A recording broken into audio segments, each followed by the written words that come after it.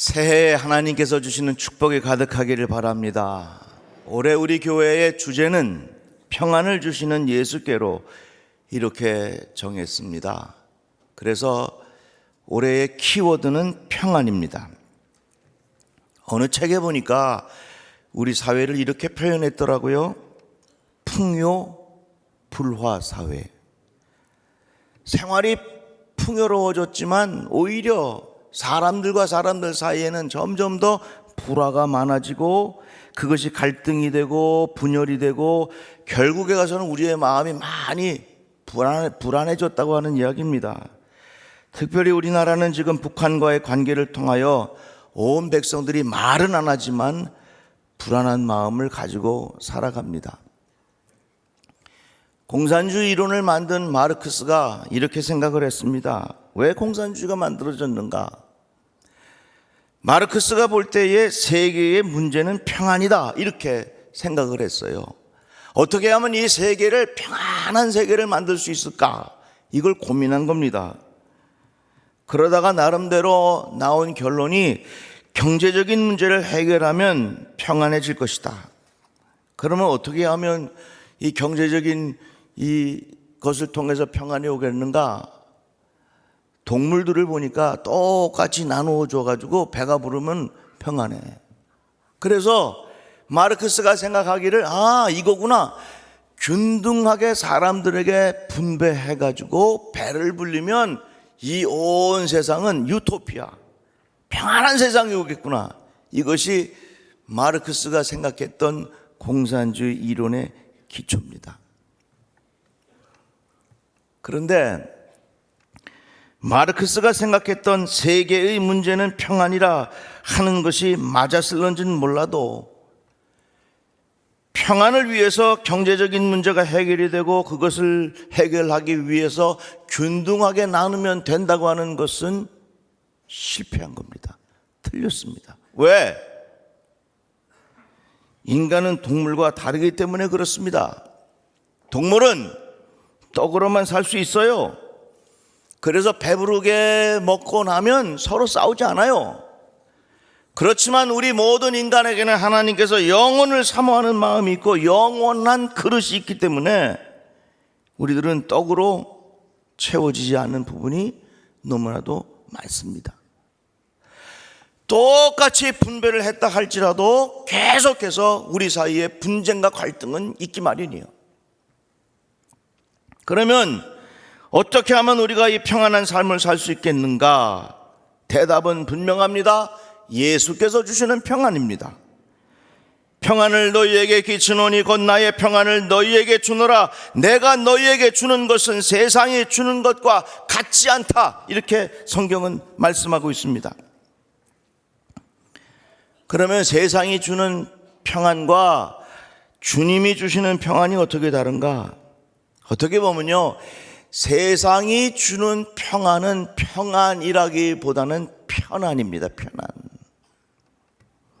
환경이 주는 평안입니다. 밖에서부터 오는 평안입니다. 날씨가 좋아야 평안합니다. 전쟁이 없어야 평안합니다. 사업이 잘 돼야 평안합니다. 돈을 많이 벌어야 평안합니다. 병이 들지 않아야 평안합니다. 아무런 문제가 없어야 평안합니다. 이같이 세상이 주는 평안함이라고 하는 것은 외부에서 나에게 주는 편안함이 이것을 평안이라 이렇게 말해요.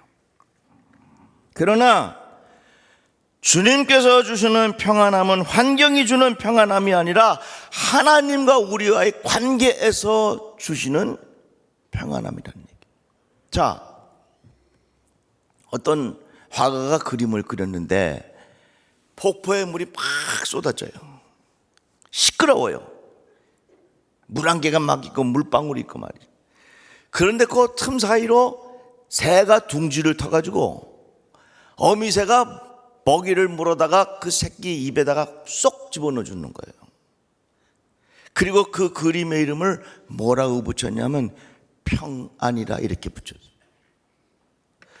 우리들이 얼핏 생각하기에 평안이라 하는 것은 잔잔한 호수가 평안이지, 아니 어찌 폭포에 물이 막 쏟아지고 바람이 부는데 그것이 어떻게 평안이 될 수 있겠느냐 그 말이에요. 여러분, 세상이 주는 평안함은요, 호수가 잔잔한 것이 평안이라면 예수께서 주시는 평안함은 관계에서 오는 거예요. 어미새가 새끼를 향하여 먹이를 물어다가 그 입에 쏙 누워 주었을 때에 거기에 뭐가 있느냐? 평안함이 있다고 하는 것입니다. 그래서 우리 찬양에 보면요, 높은 산이 거친 들이 조막이나 궁궐이나 내 주 예수 오신 곳이 그 어디나 하늘나라. 이같이 세상이 주는 평안과 주님이 주시는 평안함이 달라요. 세상이 주는 평안함은 내가 원하는 대로 될 때에 주는 것이 평안함이지만 주님께서 주시는 평안함은 어떠한 환경 속에서도 주님이 나와 함께 계셔서 주시는 은혜, 그것이 바로 평안함이라는 얘기예요. 뿐만 아니라 세상이 주는 평안은 끝이 허무합니다. 잠언 말씀에 보면 어떤 길은 사람이 보기에 바르나 필경은 사망의 길이니라. 웃을 때에도 마음에 슬픔이 있고 즐거움의 끝에도 근심이 있느니라. 왜 사람들이 이상한 중독에 빠집니까? 그것이 잠시 동안 평안을 준다고 생각하기 때문에 그렇습니다. 그래서 어디에 보니까 이것을 뭐라고 표현했냐면 밤이 주는 평안이라 이렇게 말했어요. 점점 깊은 수렁에 빠지게 될 것이고 헤어나오지 못하게 될 것이고 결국에는 그 끝이 허무하고 필경은 사망이니라, 이렇게 성경은 말씀하고 있습니다. 그래서 우리들은 세상이 주는 평안함을 따르면 안 됩니다. 주님께서 주시는 평안함을 구해야 합니다. 평안을 주시는 예수께로 우리가 더 가까이 가야 한다는 것입니다. 수고하고 무거운 짐진 자들아, 다 내게로 오라. 내가 너희를 쉬게 하리니 나는 마음이 온유하고 겸손하니 나의 멍에를 메고 내게 배우라. 그리하면 너희 마음이 쉼을 얻으리니 이는 내 멍에는 쉽고 내 짐은 가벼움이라. 짐 때문에 우리들은 괴로워하고 불안해해요. 그런데 예수께서 뭐라고 말씀하셨냐면 그 무거운 짐을 다 가지고 오라. 내가 너희를 쉬게 하리라. 세상의 무거운 짐으로 인하여 고통스러운 인생을 살기보다는 나에게 와서 그 짐을 내려놓고 순종의 멍에를 메고 나를 따르라. 그리하면 내가 너희에게 쉼을 주리라. 이 말씀은 예수를 따르는 자에게 주님께서 주시는 평안함을 주신다는 약속의 말씀입니다. 이같이 세상이 주는 평안함이 있는가 하면요, 주님이 주시는 평안함이 있어요. 그런데 이 평안이라고 하는 단어를 보면요, 이 팍스 로마나라는 단어가 있습니다. 이 말은 무슨 뜻이냐면 로마의 평화, 그런 말이에요. 로마는 어떻게 했느냐? 그들은 권력을 가지고 물리적인 힘을 가지고 세상을 평정했습니다. 온 힘을 다해서 온 땅을 점령하려고, 정복하려고, 지배하려고 했습니다. 내 힘을 통해서, 내 권력을 통해서, 능력을 통해서 온 세상을 평정하면 거기에 평안이 온다 생각하는 것이 소위 말해서 팍스 로마나예요. 세상이 주는 평안함이라 그 말이죠. 그래서 로마는 하루도 피를 흘리는 날이 없었고 결국에 가서는 로마는 그 힘과 물질에 의해 망하고 말았습니다. 이것이 바로 세상이 주는 평안함이에요. 그러나 샬롬, 이것은 히브리 사람들이 인사하는 것입니다. 히브리 사람들은 그동안 나라를 많이 빼앗겼습니다. 고통을 받았습니다. 가슴 아픈 일들도 많이 있었습니다. 그럴 때마다 하나님께서 우리에게 내려주시는 그 평안함을 구하고 그들은 그래서 뭐라고 인사하느냐? 샬롬 이렇게 인사한 거예요. 우리 옆에 분에 한번 인사해봅시다. 샬롬. 죽을 놈보다는 훨씬 낫잖아요. 샬롬.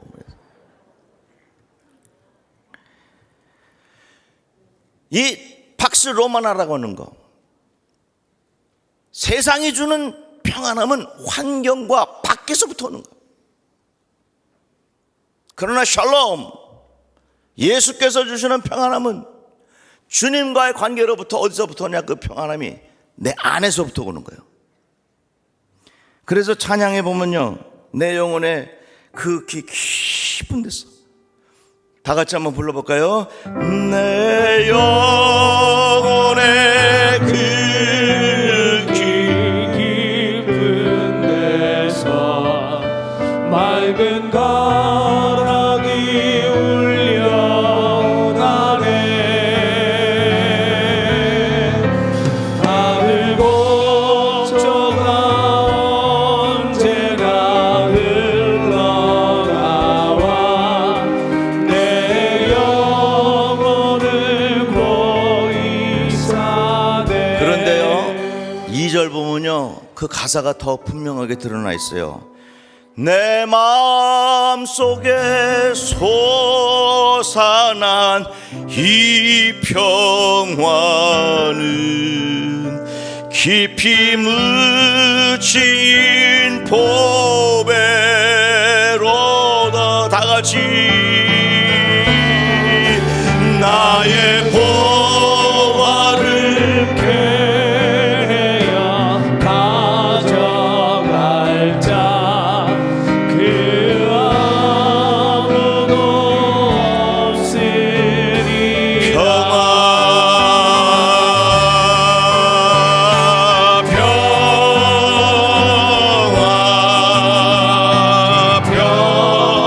평화로다. 하늘 위에서 내려오네. 그 사랑의 물결이 영원토록 내 영혼을 덮으소서.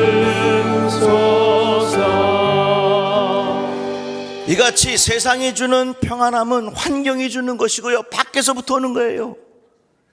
그러나 예수께서 주시는 그 평안함은 하나님과의 관계에서부터 오는 것이고, 그것이 내 안에 깊은 영적인 감동이 있을 때 내 안으로부터 나오는 평안함이란 다르죠.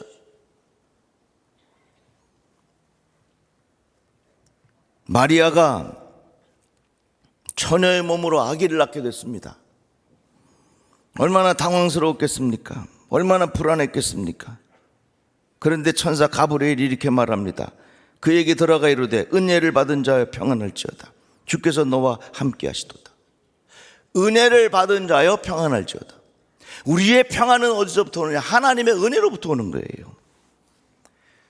사도 바울이 편지를 쓸 때면 늘 은혜와 평강이라고 하는 단어로 인사합니다.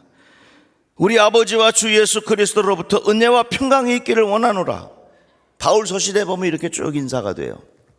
근데 참 재밌어요. 신약은요, 헬라어로 쓰여졌어요. 그리스 사람들. 그 헬라 사람들이 어떻게 인사했냐면 그들은 은혜라는 말로 인사를 한 거예요. 헬라 사람들이, 로마 사람들이 여기저기 청복을 많이 해갖고 전리품을 많이 뺏어왔거든요. 금, 은, 보석, 노예 이것을 제외하고 나머지 것들은요, 백성들에게 다 무료로 공짜로 다 나눠줬어. 그 은혜라고 하는 말이 뭐냐면은 공짜로 받은 선물이라는 말이 은혜예요. 그래서 이 헬라 사람들이 그것을 많이 받다가 보니까 그 은혜라고 하는 것이 그들의 인사가 된 거예요. 그런가 하면 구약 성경은 히브리어로 쓰여졌어요. 히브리 사람들은 어때요? 맨날 뺏기고 맨날 노예가 되고 고통을 많이 경험했어요. 그러니까 그들이 인사할 때는 뭐라고 인사해요? 샬롬하고 인사하는, 평안하기를 바랍니다. 이것이 그들의 인사야. 사도 바울은 이 헬라 사람들과 히브리 사람들을 다 복음을 전할 수 있도록 그것을 어떻게 하면 융합할 수 있겠는가? 그 인사를 통해서 그렇게 한 거예요. 은혜와 평강. 그런데 가만히 생각해 보니까 은혜와 평강이라고 하는 것이 단순한 서로 다른 민족들을 포용하기 위한 인사가 아니라 거기에는 깊은 의미가 있어요. 이 평강이 어디서부터 오느냐? 하나님의 은혜로부터 온다 그 말이에요. 환경에서 오는 것이 아니라 하나님께서 베풀어 주신 은혜가 우리 안에 하나님 평강으로 채워진다 그 말입니다. 사랑하는 성도 여러분, 하나님의 은혜가 충만해서 여러분들의 삶 속에 평안함이 가득하기를 바랍니다. 그런데요, 마음의 평안함을 갖지 못하게 하는 게 있어요. 그게 바로 시기 질투입니다. 평안한 마음은 육신의 생명이나 시기는 뼈를 썩게 하느니라. 마음이 평안하면 몸에 생기가 도나 질투를 하면 뼈까지 썩는다. 이 말은 뭡니까? 내가 아무리 결심을 해도 시기하고 질투하면 내 마음에 평안할 수가 없다는 얘기예요. 우리 사회는요, 배고픔은 해결이 됐는데 배 아픈 건 해결이 안 됐어. 배고픔이 해결이 돼서 풍요사회가 됐는데 배 아픈 것이 해결이 안 돼가지고 우리 사회는 여전히 불화와 갈등과 불안이 우리 사회에 가득한 거예요. 시기하고 질투하면 마음의 평안함이 자리 잡을 수가 없어요. 왜 내 마음이 이렇게 늘 불안하고 평안하지 않느냐? 가만히 생각해 보세요. 미워하는 사람이 있으면 그게 해결이 안 돼요. 시기하고 질투하고 꼴보기 싫은 사람이 있으면 그게 해결이 안 되는 거예요. 새해 불편한 사람들 마음에 싹 정리하시고 다 같이 아멘. 여러분들이 하나님 주시는 평안함이 있기를 바랍니다. 그러면 감사함은요, 평안함이 내 마음에 자리를 잘 잡을 수가 있어요. 그리스도의 평강이 너희 마음을 조장하게 하라. 너희는 평강을 위하여 한 몸으로 부르심을 받았나니 너희는 또한 감사하는 자가 되라. 너무나도 분명하게 답이 있잖아요. 사랑하는 성도 여러분, 불안과 초조함이 여러분들의 마음 지배하지 않기를 바랍니다. 세상이 주는 평안함을 구하기보다는 주님께서 주시는 평안이 여러분들의 마음에 가득하기를 바랍니다. 시기하고 질투하면 평안하지 않아요. 그러나 감사하면 그 마음에 평안함이 생기게 돼 있어요. 잘 생각해 보세요. 올해 시기하고 질투하는 마음으로 불안하게 살 것인가? 아니면 감사한 마음으로 하나님 앞에 감사한 마음으로 평안하게 살 것인가? 주어진 환경 불평하면서 불안하게 살 것인가? 아니면 하나님께서 내게 베풀어 주신 은혜를 기억하면서 하나님 앞에 감사하며 살 것인가? 그건 여러분들이 생각하기 나름에 달려 있어요. 올해 한 해 예수께서 주시는 평안함이 여러분들의 마음속에 가득하기를 주의 이름으로 축복합니다. 기도합시다. 하나님 감사합니다. 주의 말씀을 들었습니다. 하나님의 은혜로 우리 안에 평안함이 가득하게 하여 주시옵소서. 예수님의 이름으로 기도드리옵나이다. 아멘.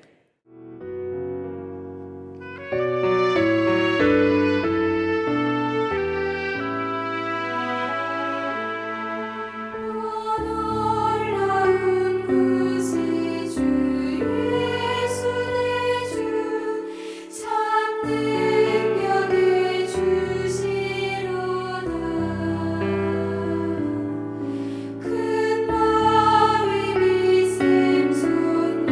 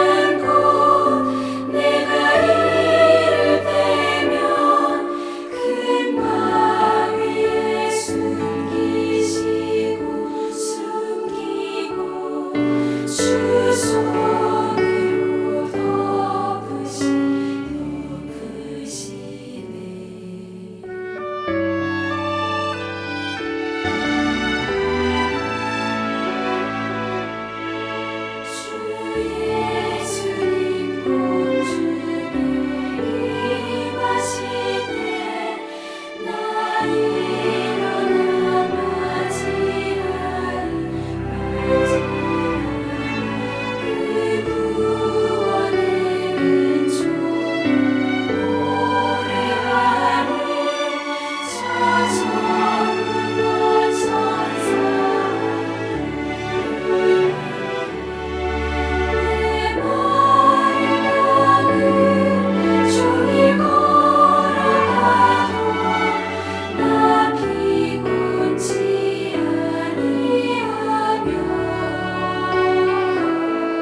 저 위험한 곳 내가 이를 때면 큰 바위에 숨기시고 주 손